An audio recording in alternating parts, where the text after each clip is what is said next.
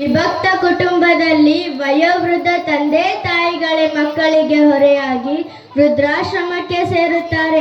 ಹೀಗೆ ಮುಂದುವರೆದರೆ ಮುಂದಿನ ಪೀಳಿಗೆಯು ತಮ್ಮ ಜೀವನದ ಶೈಲಿಯಾಗಿ ಅನುಸರಿಸುತ್ತಾರೆ. ಇದರ ಪರಿಣಾಮವನ್ನು ನಿಮ್ಮ ಮುಂದೆ ಪ್ರದರ್ಶನ ಮಾಡಲು ಬರುತ್ತಿದ್ದಾರೆ ಶ್ರೀ ರೇವಣಸಿದ್ದೇಶ್ವರ ಅನುದಾನಿತ ಹಿರಿಯ ಪ್ರಾಥಮಿಕ ಶಾಲೆಯ ಮಕ್ಕಳು.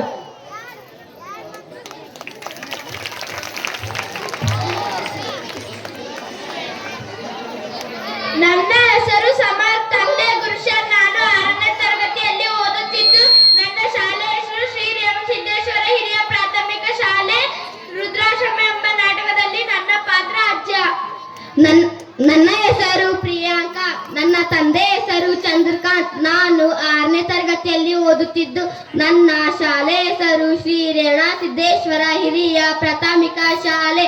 ವೃದ್ಧಾಶ್ರಮ ಎಂಬ ನಾಟಕದಲ್ಲಿ ನನ್ನ ಪಾತ್ರ ಅಜ್ಜಿಯ ಪಾತ್ರ. ನನ್ನ ಹೆಸರು ವೀರೇಶ್. ನನ್ನ ತಂದೆ ಹೆಸರು ಶರಣು. ನಾನು ಶ್ರೀ ರೇವಣಸಿದ್ದೇಶ್ವರ ಅನುದಾನಿತ ಹಿರಿಯ ಪ್ರಾಥಮಿಕ ಶಾಲೆಯಲ್ಲಿ 6ನೇ ತರಗತಿಯಲ್ಲಿ ಓದುತ್ತಿದ್ದು ರುದ್ರಾಶ್ರಮ ಎಂಬ ನಾಟಕದಲ್ಲಿ ನನ್ನ ಪಾತ್ರ ಮಗ. ನನ್ನ ಹೆಸರು ಚಂದನ. ನಾನು 6ನೇ ತರಗತಿಯಲ್ಲಿ ಓದುತ್ತಿದ್ದೇನೆ. ನನ್ನ ಶಾಲೆ ಹೆಸರು ಶ್ರೀ ರೇವಣಸಿದ್ದೇಶ್ವರ ಅನುದಾನಿತ ಹಿರಿಯ ಪ್ರಾಥಮಿಕ ಶಾಲೆ ರಟ್ಕಲ್. ರುದ್ರಾಶ್ರಮ ಎಂಬ ನಾಟಕದಲ್ಲಿ ನನ್ನ ಪಾತ್ರ ಸೊಸೆ. ನನ್ನ ಹೆಸರು ಆರತಿ. ತಂದೆ ಚಂದ್ರಕಾಂತ್. ನಾನು 6ನೇ ತರಗತಿಯಲ್ಲಿ ಓದುತ್ತಿದ್ದೇನೆ. ನನ್ನ ಶಾಲೆ ಹೆಸರು ಶ್ರೀ ರೇವಣಸಿದ್ದೇಶ್ವರ ಅನುದಾನಿತ ಹಿರಿಯ ಪ್ರಾಥಮಿಕ ಶಾಲೆ ರಟ್ಕಲ್. ನಾನು ರುದ್ರಾಶ್ರಮ ಎಂಬ ನಾಟಕದಲ್ಲಿ ನನ್ನ ಪಾತ್ರ ಮೊಮ್ಮಗಳು.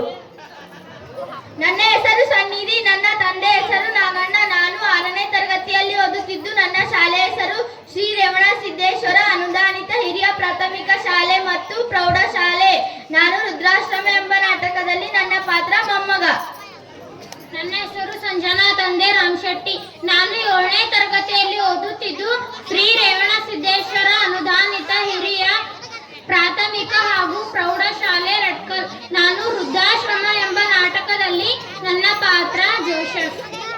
ನನ್ನ ಹೆಸರು ಅಂಬಿಕಾ. ತಂದೆ ಚಂದ್ರಕಾಂತ್. ನಾನು 6ನೇ ತರಗತಿಯಲ್ಲಿ ಓದುತ್ತಿದ್ದೇನೆ. ನನ್ನ ಶಾಲೆ ಹೆಸರು ಶ್ರೀ ರೇವಣಸಿದ್ದೇಶ್ವರ ಅನುದಾನಿತ ಹಿರಿಯ ಪ್ರಾಥಮಿಕ ಶಾಲೆ ಮತ್ತು ಪ್ರೌಢಶಾಲೆ.